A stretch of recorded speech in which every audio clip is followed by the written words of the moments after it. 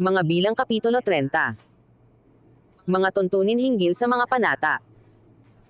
At sinalita ni Moises sa mga pangulo ng mga lipi ng mga anak ni Israel, na sinasabi, ito ang bagay na iniutos ng Panginoon.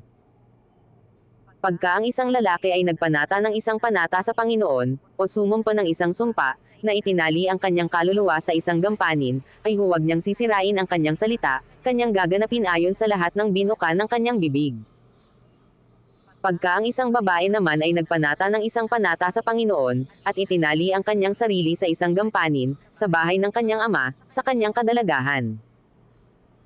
At narinig ng kanyang ama ang kanyang panata, at ang kanyang gampanin na kanyang itinali sa kanyang kaluluwa, at ang kanyang ama ay hindi umimik sa kanya, ay lahat nga niyang panata ay magkakabisa, at ang bawat tali na kanyang itinali sa kanyang kaluluwa ay magkakabisa. Ngunit kung sawayin siya ng kanyang ama sa araw na marinig, alinman sa kanyang panata, o sa kanyang gampanin na kanyang itinali sa kanyang kaluluwa ay hindi magkabisa, at patatawarin siya ng Panginoon, sapagkat sinaway siya ng kanyang ama.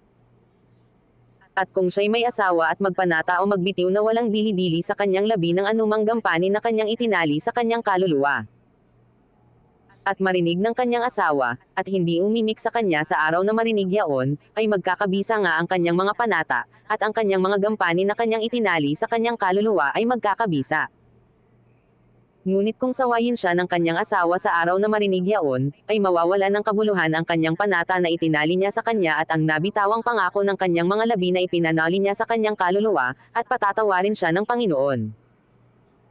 Ngunit ang panata ng isang babaeng baw, o ng isang hiniwalayan ng asawa, ay magkakabisa sa bawat bagay na kanyang itinali sa kanyang kaluluwa.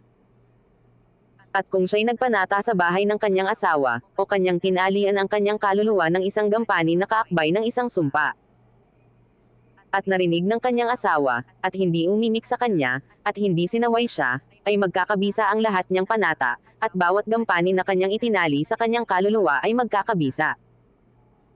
Ngunit kung niwala ng kabuluhan ng kanyang asawa sa araw na marinig, ay hindi magkakabisa ang anumang bagay na binitiwan ng kanyang mga labi tungkol sa kanyang mga panata o tungkol sa tali ng kanyang kaluluwa, niwala ng kabuluhan ng kanyang asawa, at patatawarin siya ng Panginoon. Bawat panata o bawat gampaning inakbayan ng sumpa, na makapagpapadalamati ng kaluluwa, ay mabibigyang bisa ng kanyang asawa, o mapawawalan ng kabuluhan ng kanyang asawa. Ngunit kung ang kanyang asawa ay hindi umimik sa kanya sa araw-araw, ay binigyan nga ng bisa ang lahat niyang panata, o ang lahat niyang gampaning taglay niya, kanyang binigyan bisa, sapagkat hindi umimik ng araw na kanyang marinig. Ngunit kung kanyang pawawalan ng kabuluhan pagkatapos na kanyang marinig, ay tataglayan nga niya ang kasamaan ng kanyang asawa. Ito ang mga palatuntunan na iniutos ng Panginoon kay Moises, sa mag-asawa at sa mag-ama samantalang ang anak na dalaga ay nasa bahay ng kanyang ama.